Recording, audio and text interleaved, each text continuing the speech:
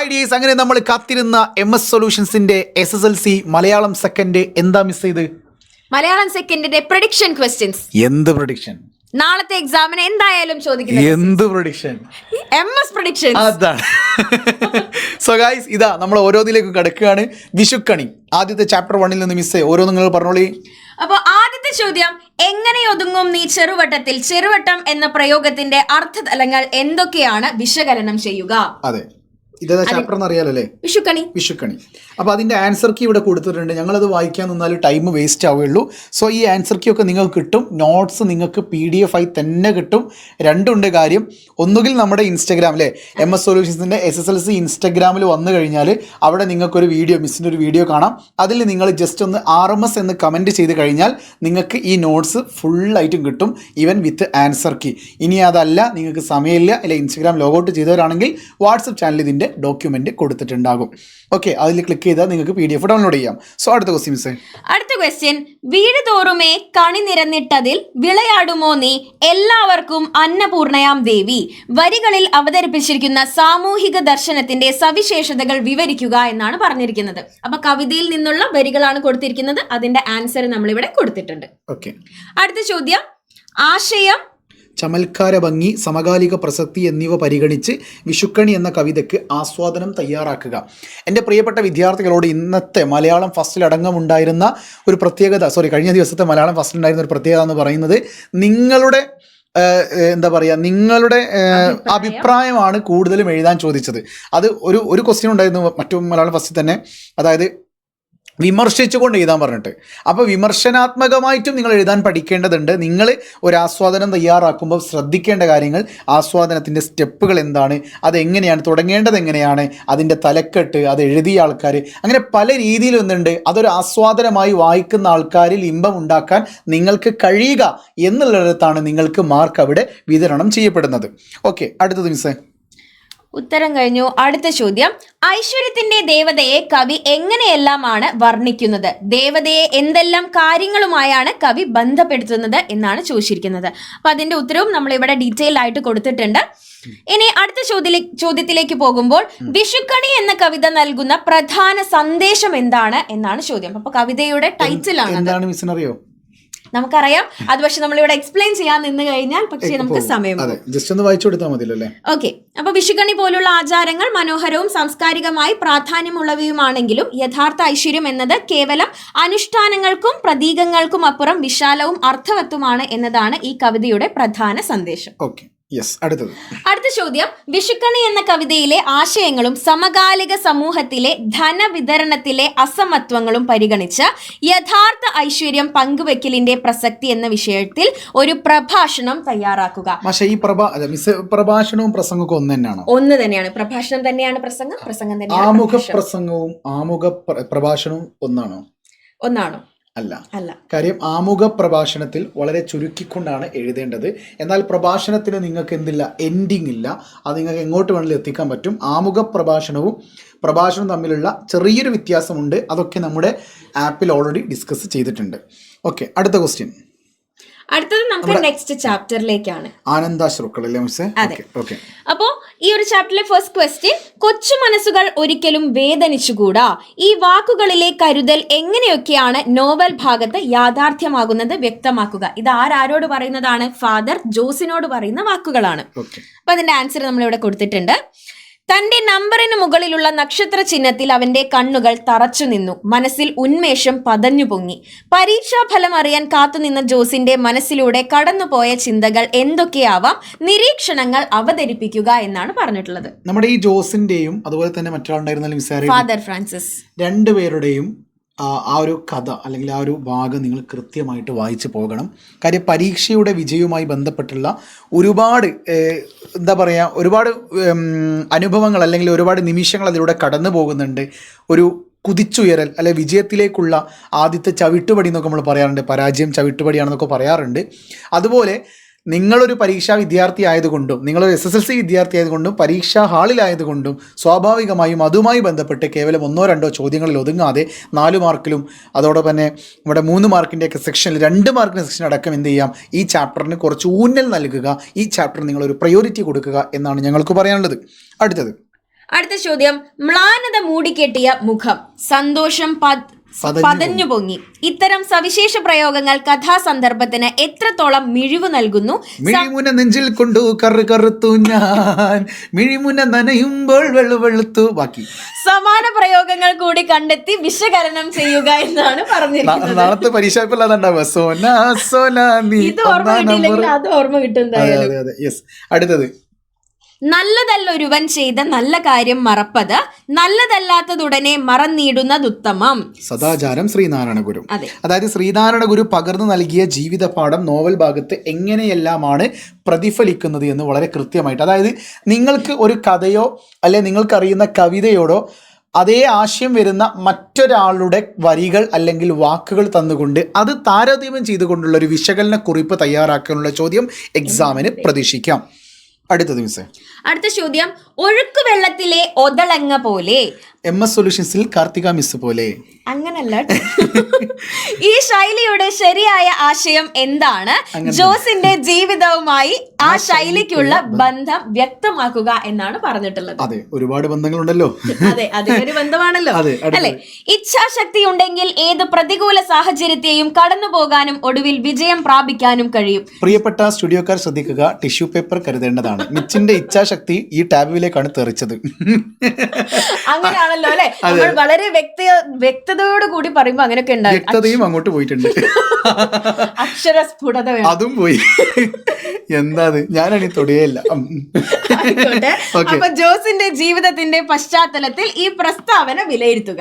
അതെ, ഇനി വിലയൊന്നും ഇല്ല, വിലയൊക്കെ പോയി. ഇതൊന്ന് സ്ക്രോൾ ചെയ്യോ?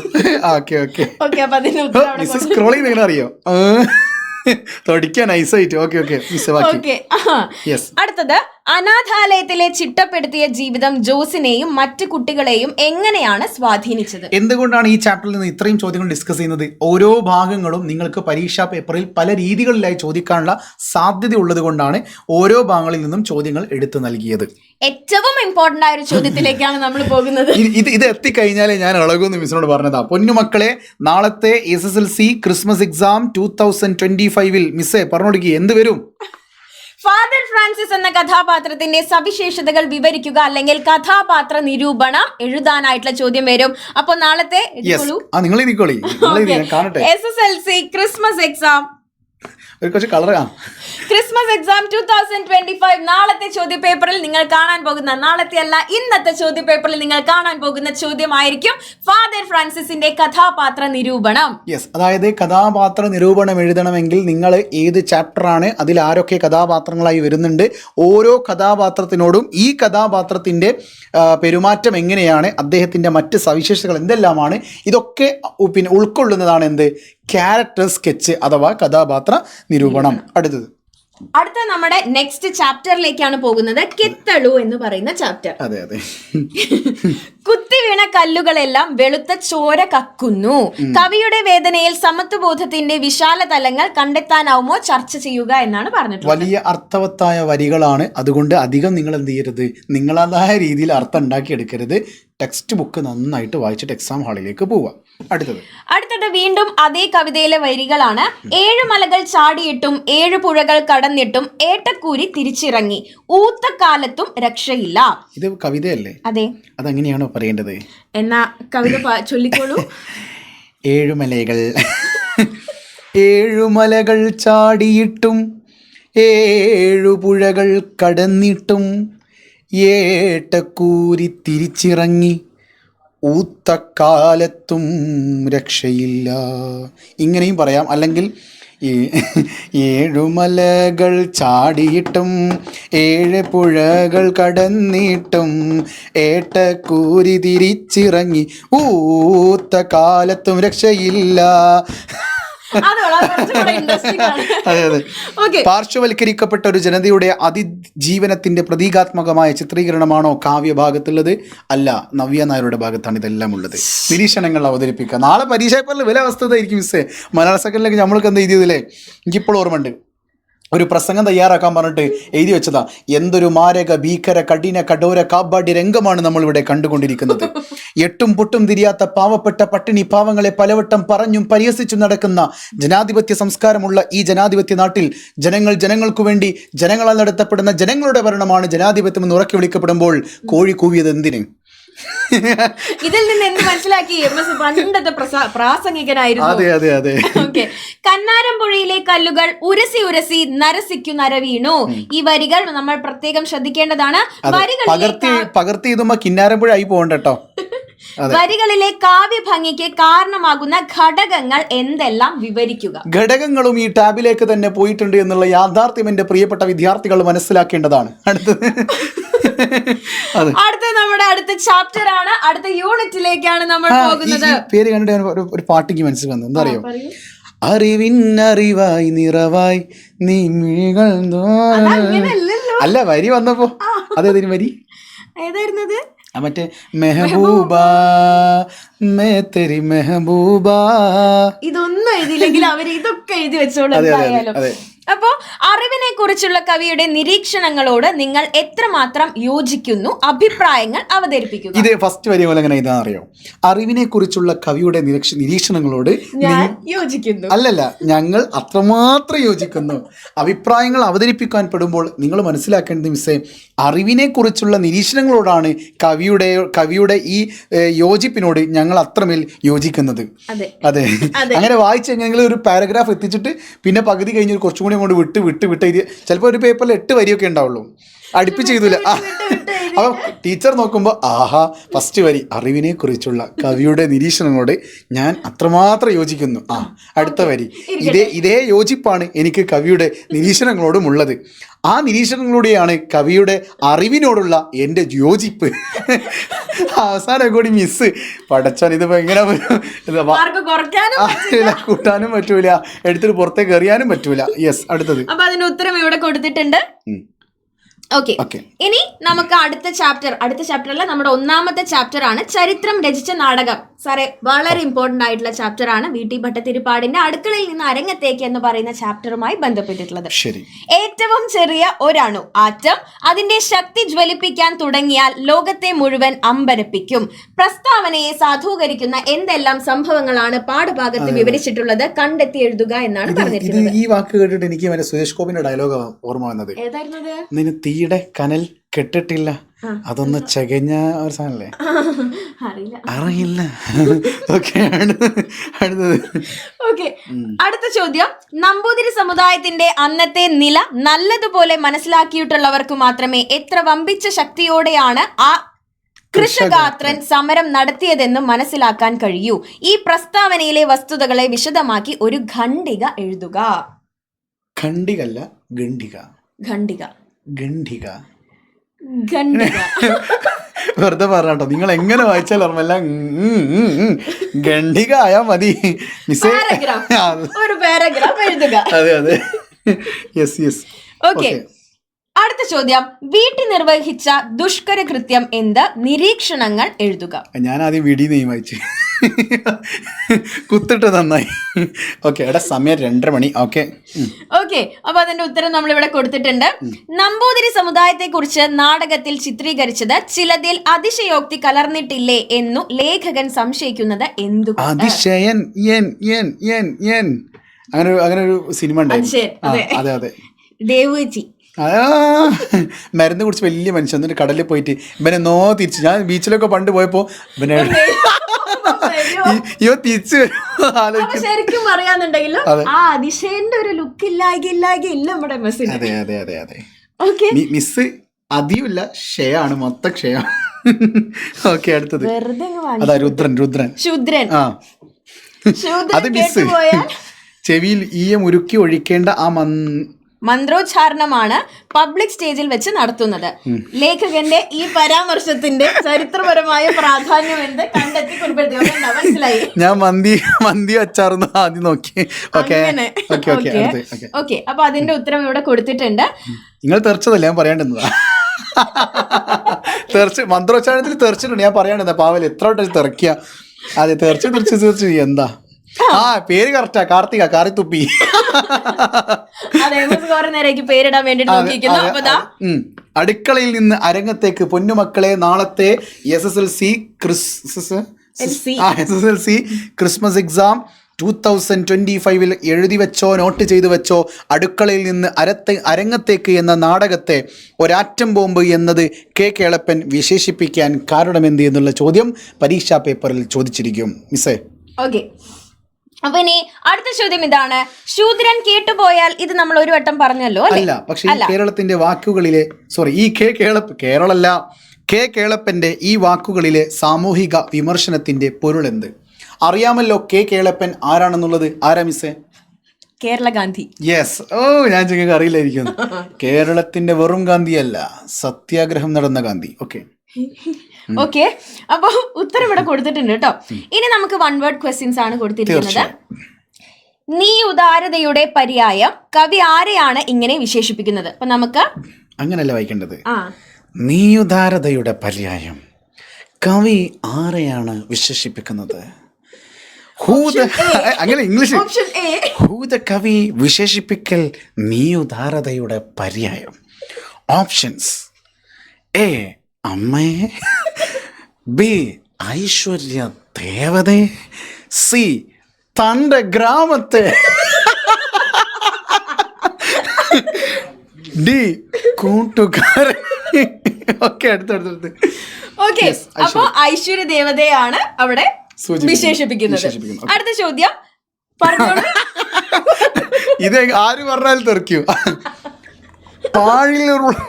പാഴിരുൾ പരപ്പ് ശരിയായി വിഗ്രഹിച്ചെഴുതുന്നത് തിരഞ്ഞെടുത്തെടുക്കുക.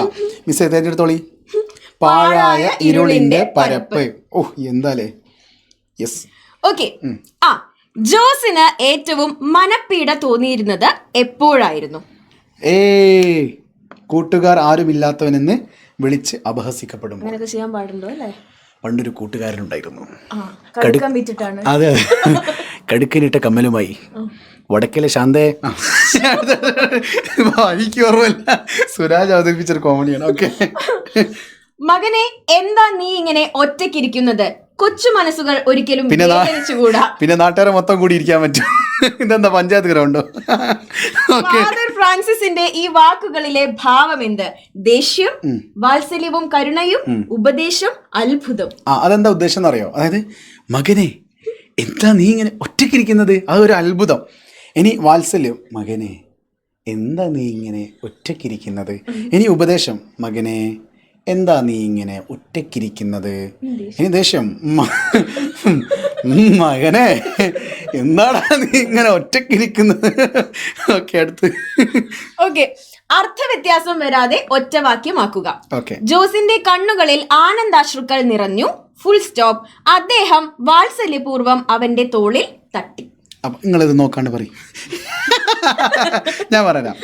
ജോസിന്റെ കണ്ണുകളിൽ ആനന്ദാശ്രുക്കൾ നിറയുകയും അദ്ദേഹം വാത്സ്യപൂർവ്വം അവന്റെ തോളിൽ തട്ടുകയും ചെയ്തു. ജോസിന്റെ കണ്ണുകളിൽ ആനന്ദാശ്രുക്കൾ നിറഞ്ഞപ്പോൾ അദ്ദേഹം വാത്സ്യപൂർവ്വം അവന്റെ തോളിൽ തട്ടി. അങ്ങനെ ഇതാ. അതെ, ഓർമ്മയുണ്ടല്ലോ. അപ്പോ ഇത്രയും ചോദ്യങ്ങളാണ് നമുക്ക് ഡിസ്കസ് ചെയ്യാനായിട്ടുള്ളത്. ഇല്ല, ഇതേടൊക്കെ വായിച്ച് ബോധം പോയോ? മനപ്പീട കഴിഞ്ഞല്ലോ. മനസ്സിലെ പീഡ. മനപ്പീഡ എന്ന പദത്തിന്റെ ശരിയായ വിഗ്രഹ രൂപം ഏത്? മനസ്സിന്റെ പീഡ. മനസ്സിലെ പീഡ. അതെ, മനസ്സിന്റെ പീഡയല്ല അല്ലേ? അല്ല, മനസ്സിന്റെ പീഡ എന്ന് പറയാത്തതിന്റെ കാരണം എന്താ അറിയോ? മനപീഡ, അതായത് മനസ്സിന്റെ ഉള്ളിൽ പിന്നെ എന്റെ പറയാറില്ല. മനസ്സിലായോ? മനസ്സിന്റെ എന്ന് പറയുമ്പോൾ അതിന്റെ ഉള്ളിലേക്ക് വീണ്ടും പോകും. മനസ്സിന്റെ ഉള്ളിൽ എന്തില്ല, അറിയില്ല. വായിക്കേ.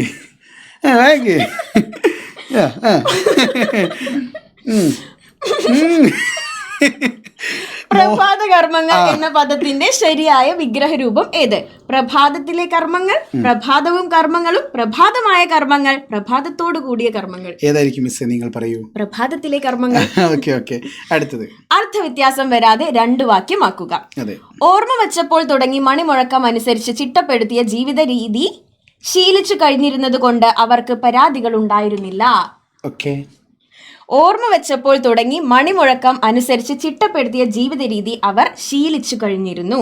അതുകൊണ്ട് അവർക്ക് പരാതികൾ ഉണ്ടായിരുന്നില്ല. ഈ കൊണ്ടു എന്ന വാക്കുണ്ടല്ലോ, രണ്ട് വാക്കുകളെ യോജിപ്പിച്ചതാണ്.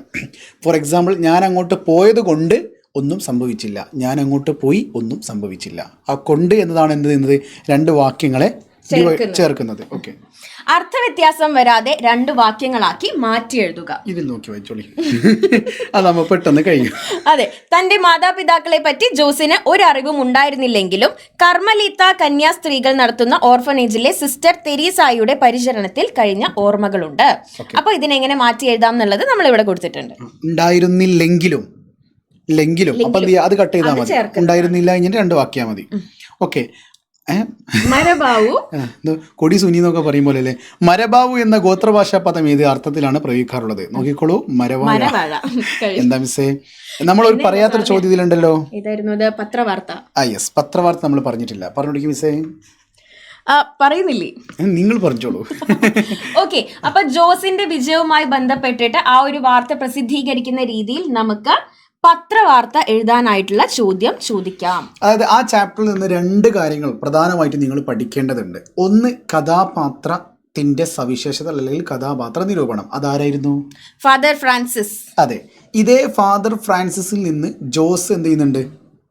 വിജയത്തിലേക്ക് എത്തുന്നുണ്ട്. ആ വിജയിച്ചതിൻ്റെ തൊട്ട് ദിവസം വരുന്ന പത്രവാർത്ത എങ്ങനെയായിരിക്കും എന്നുള്ളതും നമുക്ക് എന്ത് ചെയ്യാൻ പറ്റും, ഇവിടെ പ്രതീക്ഷിക്കാനുള്ള ഒരു ചോദ്യം തന്നെയാണ്. ഇനി അഥവാ പത്രവാർത്ത അവിടെ ചോദിച്ചിട്ടില്ലെങ്കിൽ മോഡലിനോ പബ്ലിക് എക്സാമിലേക്കൊക്കെ പത്രവാർത്ത അല്ലാതെ അതുമായി ബന്ധപ്പെട്ടുകൊണ്ട് മറ്റൊന്ന രീതിയിലൊക്കെ വാർത്തകളല്ല ഉത്തരങ്ങൾ, ചോദ്യങ്ങൾ വന്നേക്കാം. എന്തായാലും നിങ്ങൾ എക്സ്പെക്ട് ചെയ്യുന്ന എല്ലാ ചോദ്യങ്ങളും അല്ലെങ്കിൽ ഞങ്ങൾ എക്സ്പെക്ട് ചെയ്യുന്ന എല്ലാ ചോദ്യങ്ങളും ഇതിൽ ഉൾപ്പെടുത്തിയിട്ടുണ്ട്. ഈ ഒരു ഡോക്യുമെൻ്റ് നിങ്ങളിലേക്ക് എത്താൻ നിങ്ങൾ രണ്ട് കാര്യങ്ങൾ ചെയ്താൽ മതി. ഒന്ന്, MS സൊല്യൂഷൻസ് SSLC എന്ന് പറയുന്ന ഇൻസ്റ്റഗ്രാമിൽ കാർത്തിക മിസ്സുമായിട്ട് കൊളാബ് ചെയ്തൊരു റീൽ ഇട്ടിട്ടുണ്ട്. ആ റീലിൽ നിങ്ങൾ ജസ്റ്റ് ഒന്ന് RMS എന്ന് കമൻറ്റ് ചെയ്താൽ ഓട്ടോമാറ്റിക്കലി നിങ്ങളുടെ ഐഡിയിലേക്ക് പേഴ്സണലി എന്ത് വരും?